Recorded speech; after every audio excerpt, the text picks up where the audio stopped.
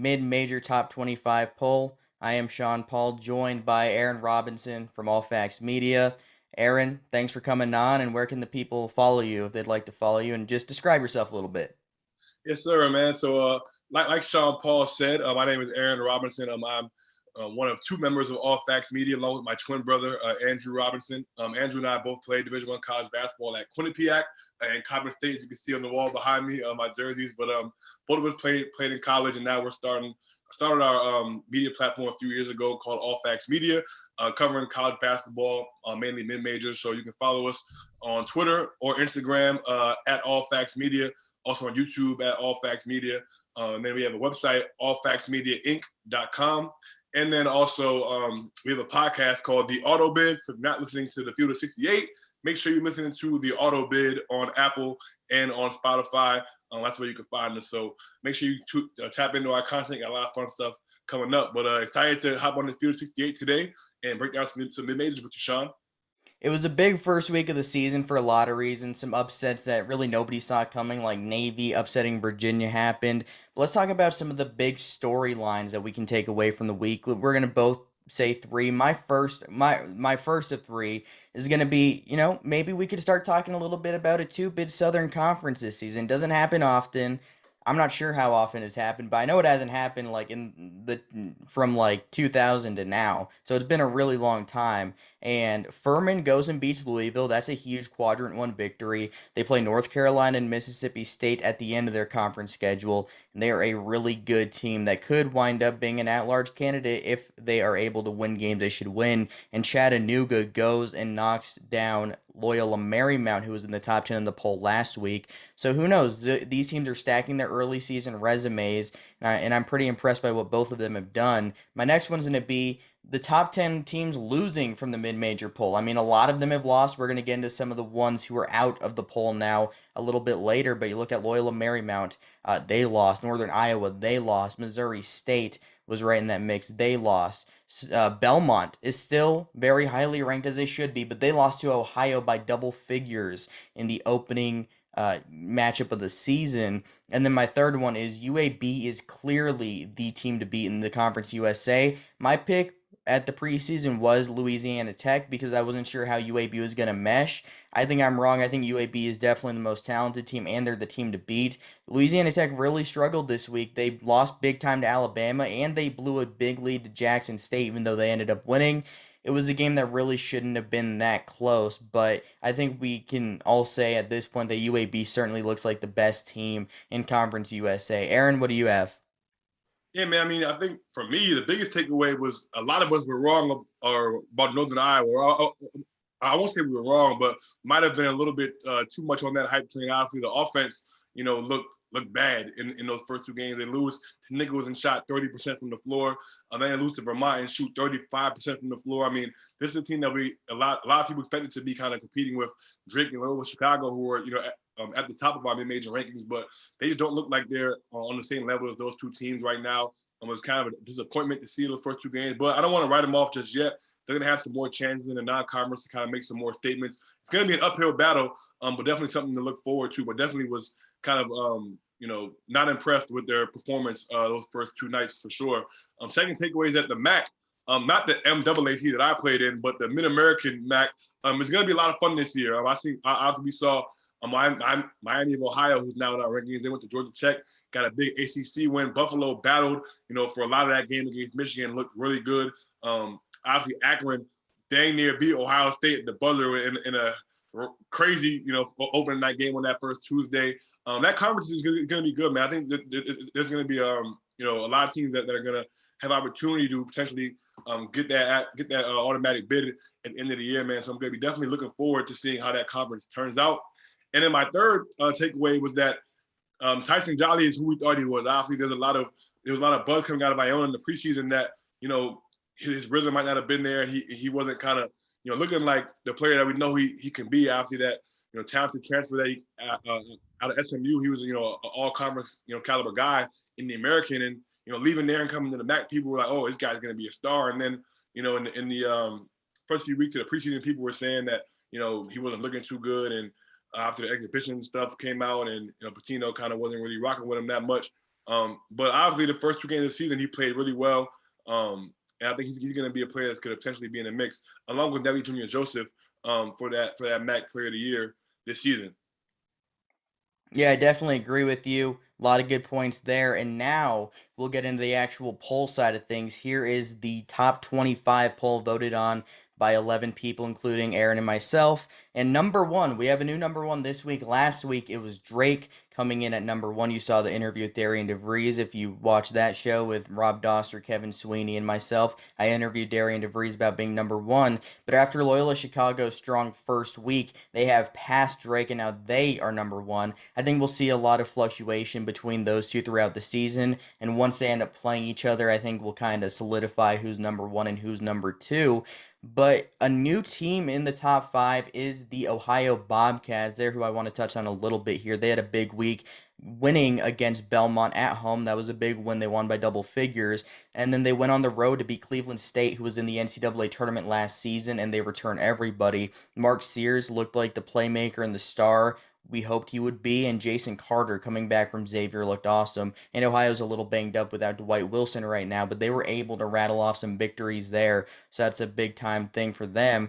And then the rest of the top 10 is looking pretty solid. Belmont drops a little bit from 3 to 8. That's a notable drop after they lost to Ohio. But what's your biggest takeaway from the top 10, Aaron? Who do you think is the most dangerous team? Let's say the most dangerous team outside the top 5. Yeah. Well, first of all, I feel silly because I forgot to mention Buffalo. I mean, I forgot to mention Ohio when I was mentioning the MAC, but they're definitely going to be, a player in the MAC as well. But I mean, I think the team in the top 10, the team outside the top 5, I think I'm going to go with. I think it'll be Buffalo, man. I mean, we look at that game when they played Michigan. Ronaldo Segou is absolutely an electric playmaker. Joshua Mballa is great for that league. Obviously, he came from Texas Tech. I mean, I think he's the guy that's going to be extremely, important for them down the stretch. But I think, that culture that Buffalo has had, obviously, we've seen what Hurley did with that program. We see what Nate Oates did with that program. And, they're continuing, right on that trajectory. I think they're going to be a team that's going to be dangerous, come tournament time. And, I think Buffalo is definitely a team that I'm going to be looking for outside of that top 5 that could be making some noise come March.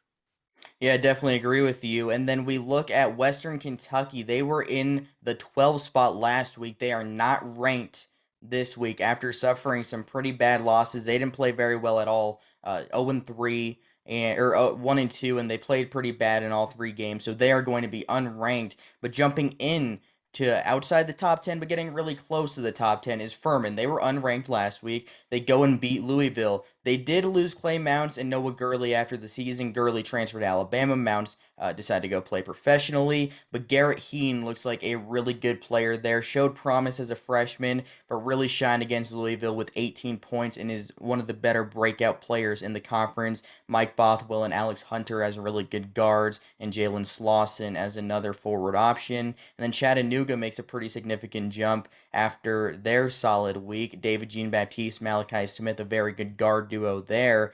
And then we look at the rest of the top 20. Louisiana Lafayette's there at 16, and Santa Clara jumps into the poll at 17 after just dominating Stanford for 40 minutes. That was a big time win. Georgia State jumps up a little bit. UC Riverside jumps into the poll.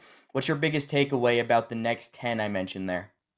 Yeah, I mean, I'm a huge Furman guy. I mean, if you've been tuned into the auto bid all last year, I was a huge Furman guy. I thought they were going to win the SoCon last year. I think Mike Bothwell is, in my opinion, the best player in the SoCon. I mean, he absolutely killed Louisville up there this past week. Alex Hunter is a guy, with incredible experience, and another guy that could be an all-conference caliber player. You mentioned Jalen Slauson. I mean, I think returning those 3 who all played huge minutes on last year's team, getting those guys back this year, they're a year older. I think Furman is going to be a team that is going to be able to make some huge noise. You mentioned potentially a 2-bid SoCon. I remember a few years ago when Furman went to Villanova and won on the first week of that season, man, and that was a huge win for this program. So I mean, they're no stranger, to beating Power 5 opponents and great teams. I think they're gonna further prove that this year. So I think Furman is a team that we're gonna be talking about potentially cracking the top 10 and maybe even the top 5 at some point in time this season. And Furman, even though they've had all this recent success, they haven't been to the NCAA tournament since 1980. That is a long drought that I'm sure everybody involved in that program, the players, the coaches, the fans, the alumni would like to see snapped. And I think it's very possible they have the squad to do it. They've gotten so close in recent years, but have not been able to quite get there. And then at the end of the poll, Loyola Marymount stays in the poll after a rough week. They were really competitive with an NAIA school, Arizona Christian, which you'd like to win that game pretty handily, but they turned the ball over 20 times. And then two new entrants into the poll at 24 and 25. We're looking at the Marshall Thundering Herd with Tavion Kinsey, one of the best players in their conference. And then Miami of Ohio, as Aaron mentioned earlier in the MAC, they went on the road and beat Georgia Tech. That's a really big win. I'm not sure many people saw that one coming. What do you think about Miami of Ohio? You mentioned them in the MAC. What was your biggest takeaway from what they did last week? They won two games, but the most notable one being against Georgia Tech.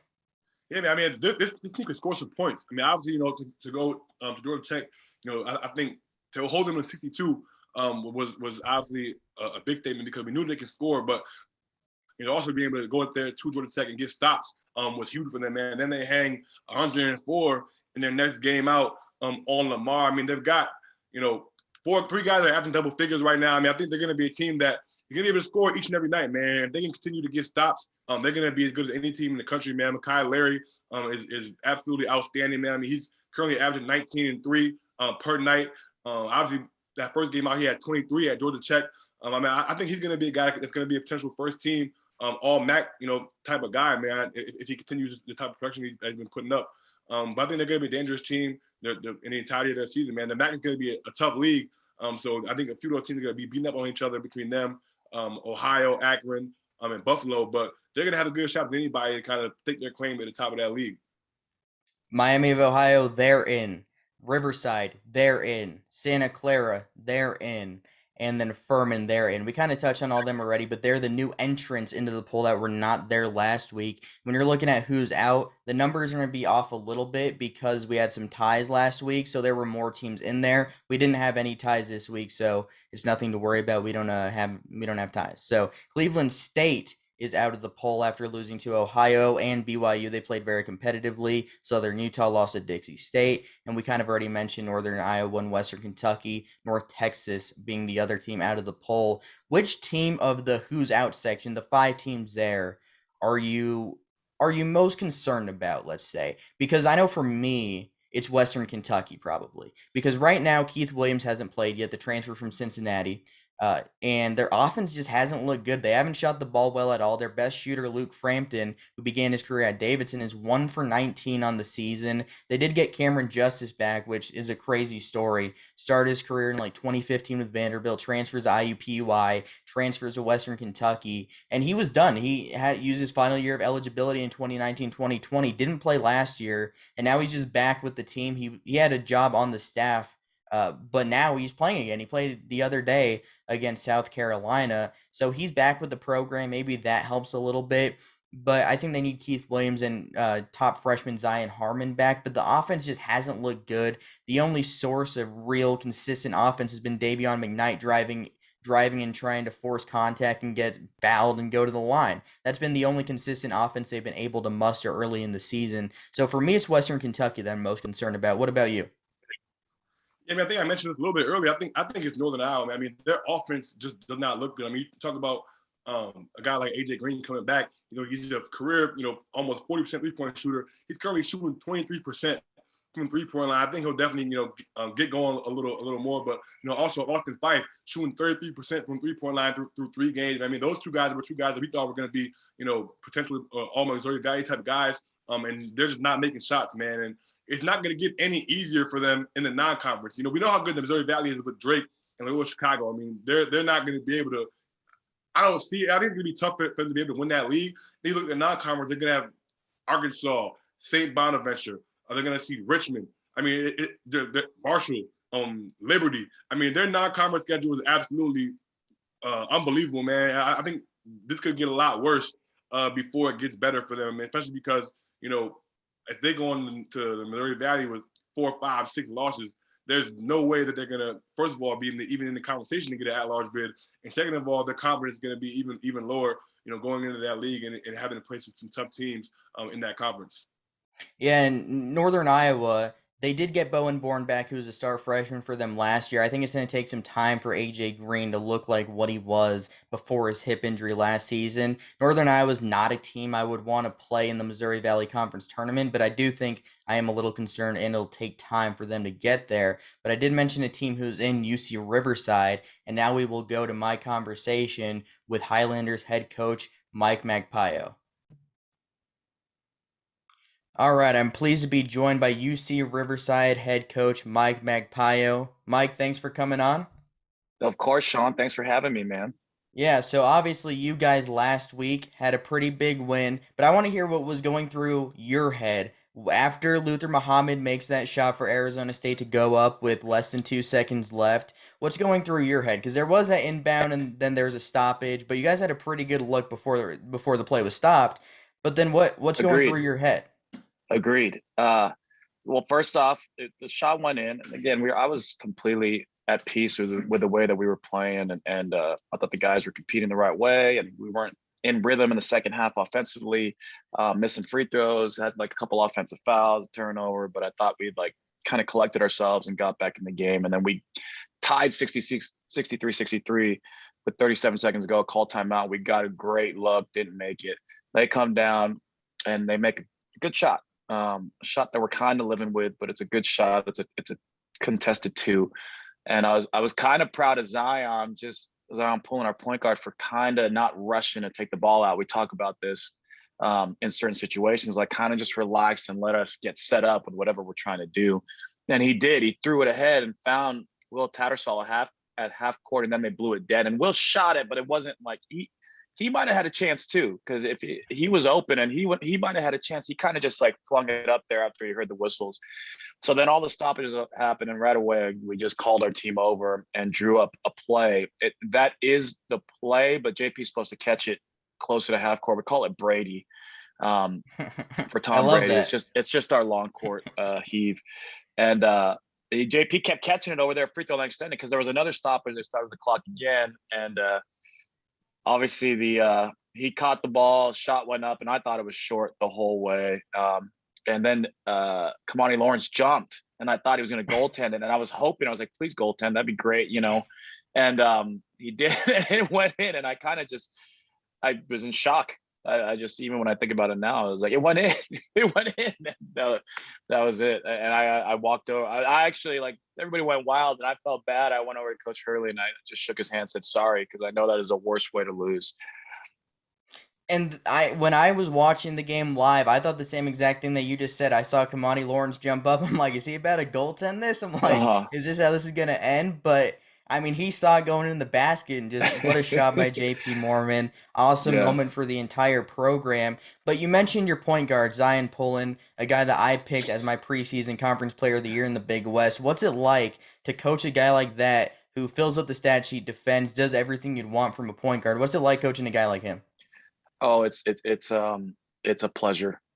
He was, we kind of met before San Diego State game, did like coach point guard talk, and just said, hey, listen, we didn't play with fans last year. The number one priority for you is you're going to have to communicate to the rest of the team what we as a coaching staff tells you out there. And he was excellent from San Diego State on to Arizona State, leadership wise, bringing our team together more than anything. Now, he is a very talented, strong player who, the more you watch him, like, he's not shooting the ball that well right now.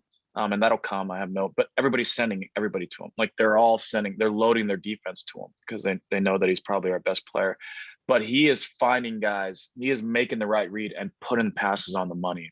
And I think it's something he takes pride in, because you see it even when we're going 5-on-0, Zion like really takes pride. And like, if you look at a lot of Flynn Cameron's threes, or even Jalen Martinez's end one at the end, those are like perfect passes by Zion. And then Zion has the ability to avoid the charges. Like, they're loading their defense over to him.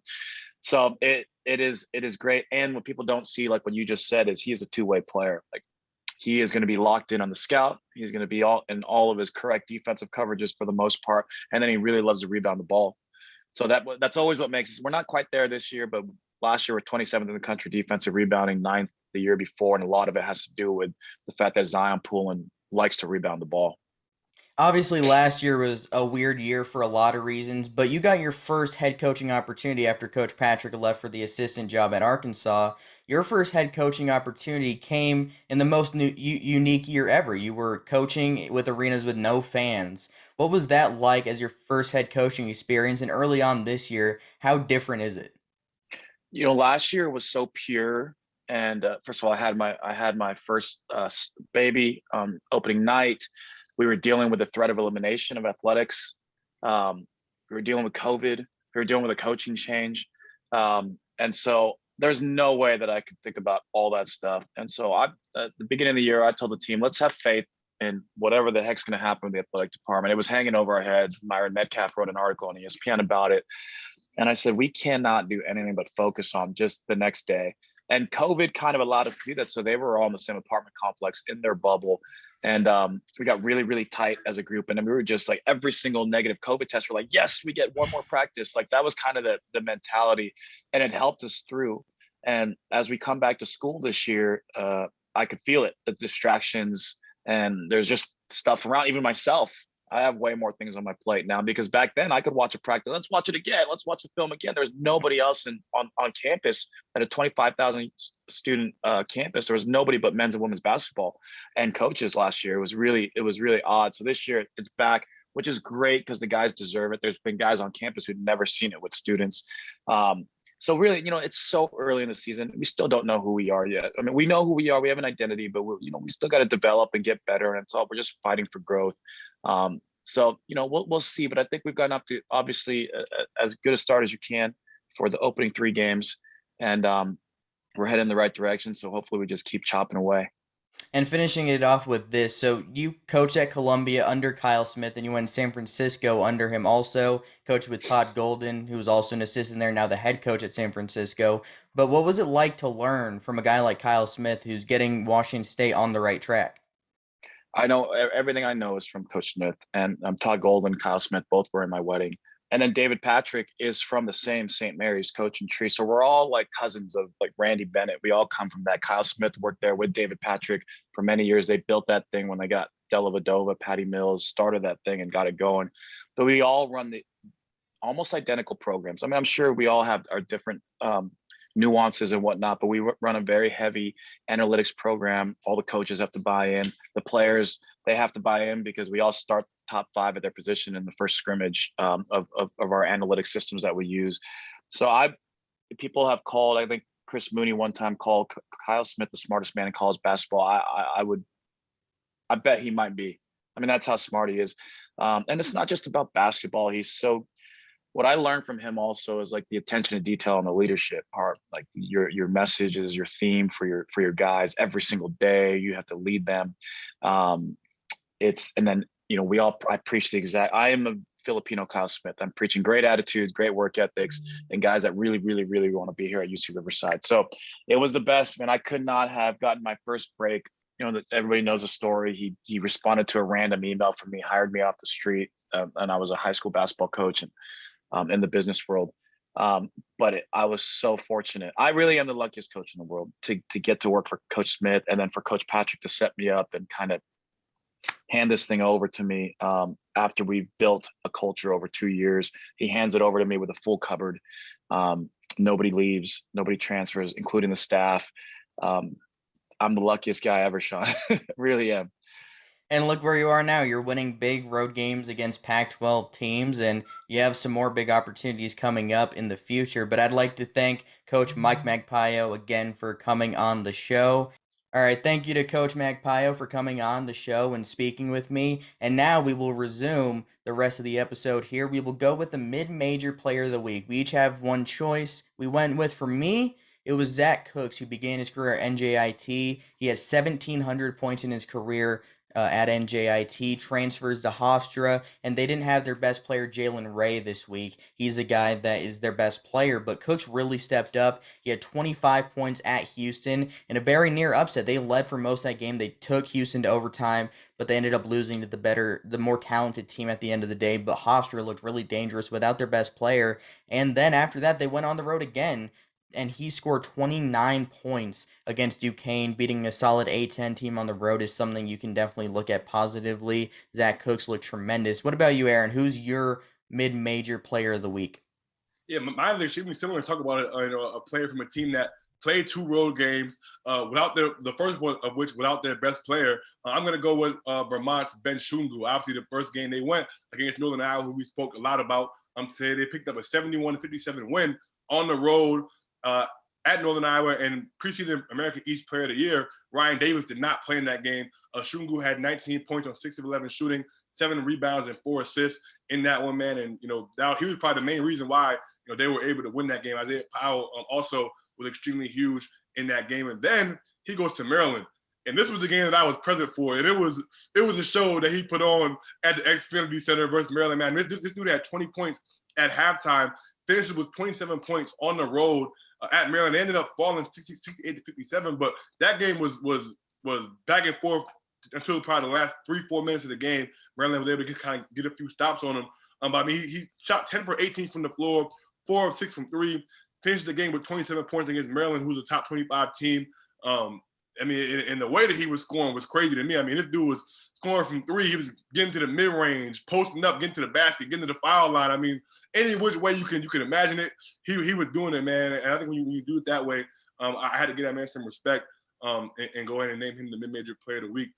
For the Vermont Catamounts, who are going to be a stream factor in the American East, probably between them, Stony Brook, and UMBC. I mean, I know me and Sean have battled a lot about the American East in past weeks, but Vermont definitely going to be squarely atop that conversation in that league. Yeah, Vermont was at the end of my poll. They were 25th for me, and I also had Hofstra in my poll. So even though neither of those teams ended up making the actual poll, I think that they will both be factors in this poll in later weeks. I would say fairly certain that they're going to make an appearance at some point in the season. And then let's get into some games of the week.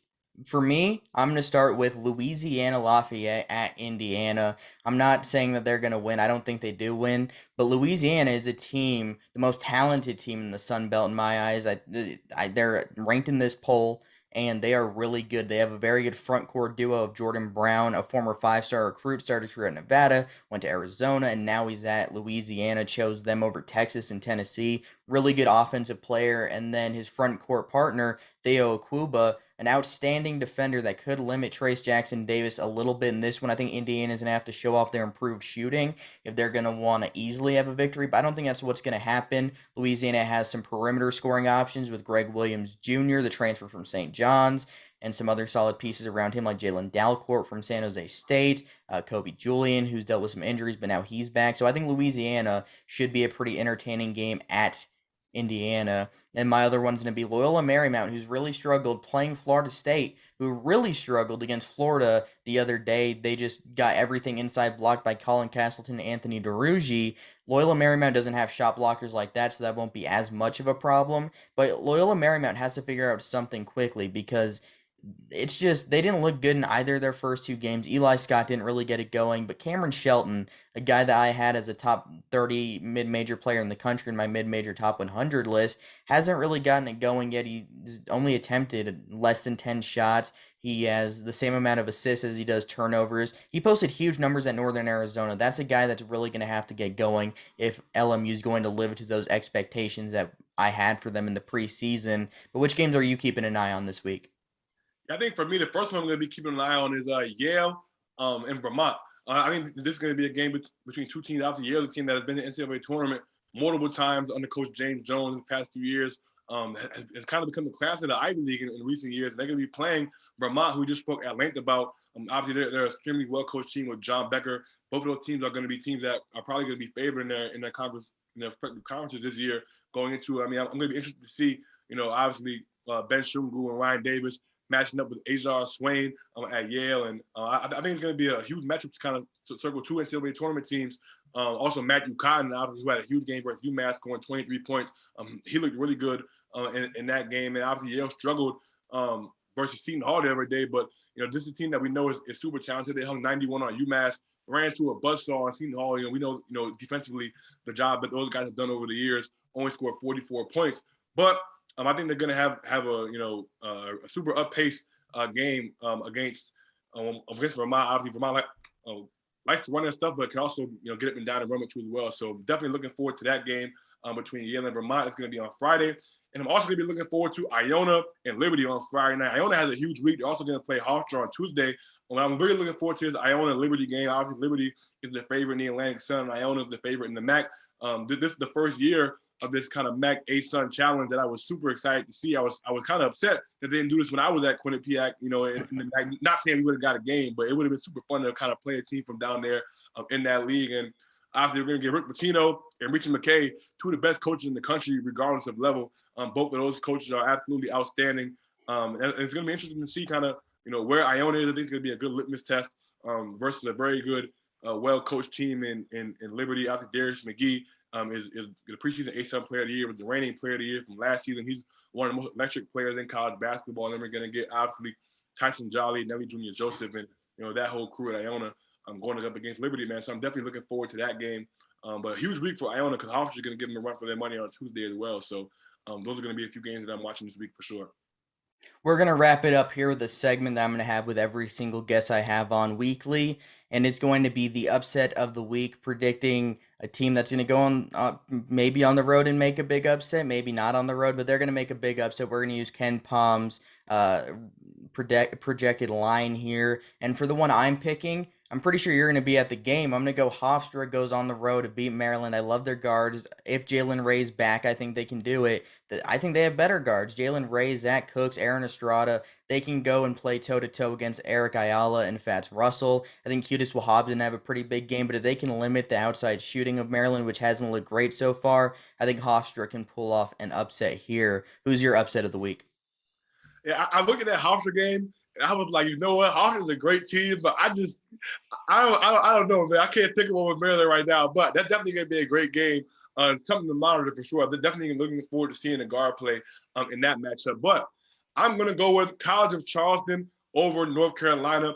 They're playing Tuesday night. It's going to be a battle in Charleston, South Carolina. This game is not being played at UNC. So I think it's going to be, advantage Charleston here, kind of with the home court advantage. I know with Carolina fans travel, but I'm putting all my trust in Pat Kelsey. This is a guy who obviously, first year coach from who that Winthrop last year. We know how good Winthrop was last season, the whole season. With the success they would have in the Big South, nearly knocking off Villanova in the NCAA tournament. I think College of Charleston is a team that's going to be able to, give North Carolina some problems. Man, Carolina did not look good in their matchup versus Brown the other night that I watched. I think if Brown had had time and ain't showing that matchup, it could have been a different story on that evening. But yeah, I think Carolina, man, they're a team that is going to try to power it inside. I know Baycott is going to cause the team some problems, but I don't know if they have enough outside shooting to be able to get it done, man. So I'm going to pick College of Charleston to upset North Carolina this week. Yeah, that's an interesting one. I could see it happening, and props to North Carolina for going and playing a team like Charleston on the road. You don't see that too often. But those are our upset picks of the week. That is the mid-major, the Field of 68 mid-major top 25 poll following week one. Thanks again.